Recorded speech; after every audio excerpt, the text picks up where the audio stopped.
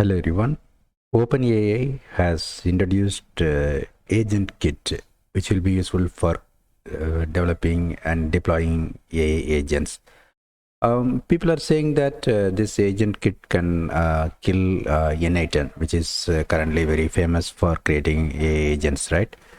But after doing more analysis, we can understand that this OpenAI's AgentKit is more suitable for chatbot kind of AI agents only, while n8n can cover various automation, AI automation. Here they provided the details about AgentKit.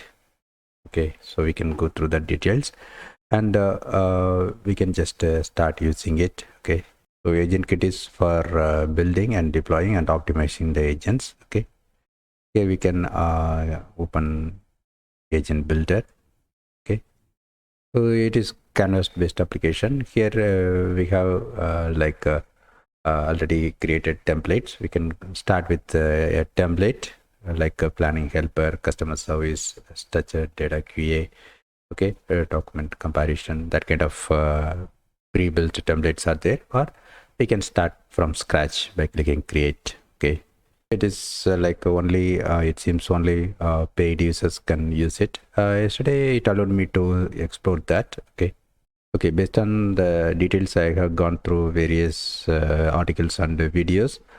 It seems it is only for chatbot kind of things, and but like a lot of people will start using it because of the popularity of OpenAI compared to n8n.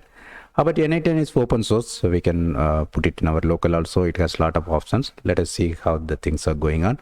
Share your opinion whether this OpenAI AgentKit, whether it will affect n8n or not. Okay, thanks. Bye.